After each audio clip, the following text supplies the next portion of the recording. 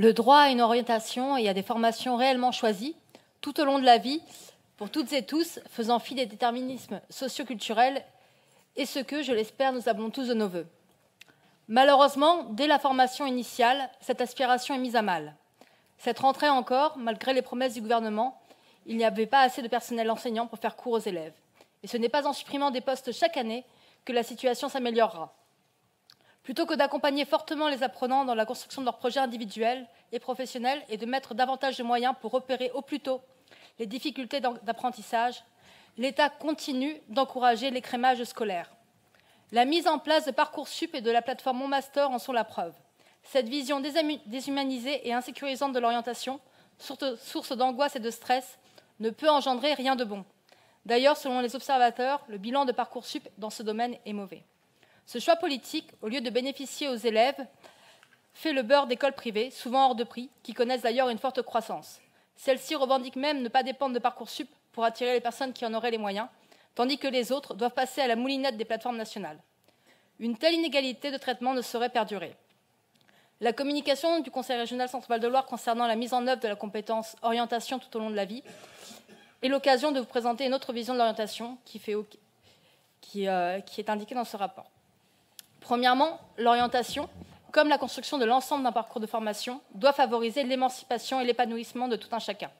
Les élèves ne doivent pas subir, mais être en mesure de faire des choix qui leur correspondent en connaissance de cause et non pas limiter leurs ambitions à cause de déterminismes socioculturels ou de difficultés d'apprentissage. Ma collègue Delphine Benassi développera ce point concernant la lutte contre les discriminations. Cette approche nécessite, d'une part, de prendre du temps avec chaque personne pour apprendre à la connaître et à la guider au mieux dans ses choix d'orientation, et, d'autre part, de ne pas mettre les apprenants dans des cases, mais de les laisser expérimenter, de favoriser les passerelles et les réorientations le cas échéant. La construction d'un parcours professionnel est un cheminement jalonné d'expériences qui permettent, comme l'a indiqué Anna Stepanov, la découverte de soi. C'est à nous d'accompagner avec bienveillance les personnes pour qu'elles trouvent leur voie et qu'elles n'abandonnent pas leur recherche.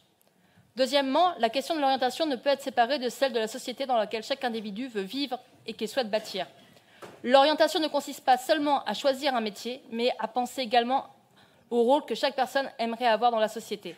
Nos politiques d'orientation devraient prendre en compte cela, ce qui implique de changer le regard sur certaines filières, encore aujourd'hui trop souvent dévalorisées, malgré les efforts faits pour y remédier.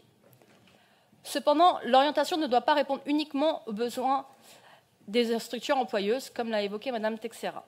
Elle doit aussi accompagner la mutation de ces dernières, mieux informer sur les métiers qui se créent ou qui sont à imaginer et, à terme, arrêter de promouvoir certaines activités qui ne sont plus soutenables. Évidemment, l'orientation ne saurait répondre seule aux enjeux de transformation des secteurs et des entreprises. Ces derniers doivent être accompagnés humainement et financièrement pour améliorer les conditions de travail, adapter leurs activités aux enjeux écologiques, sanitaires, sociaux, etc. Des moyens, il en faut aussi pour l'orientation. Depuis la création du SPRO, le Conseil régional a pris à bras-le-corps cette nouvelle compétence, comme le rappelle en détail la présente communication. Un travail de coordination reste encore à renforcer entre les différentes parties prenantes, comme le précise le rapport.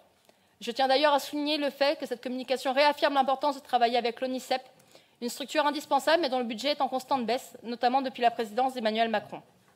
Or, chacune des parties prenantes doit assumer ses responsabilités, notamment en matière de politique d'orientation. Les heures théoriquement obligatoires de cours dédiés à l'orientation doivent devenir une réalité. L'État, comme les collectivités, doivent être en mesure de proposer un accompagnement et un suivi individuel de qualité dès la formation initiale et tout au long de la vie, en garantissant une équité de traitement dans les choix d'orientation et dans l'accès aux formations de tout un chacun. L'orientation professionnelle joue un rôle important dans la construction individuelle et sociale des personnes. Merci de votre attention.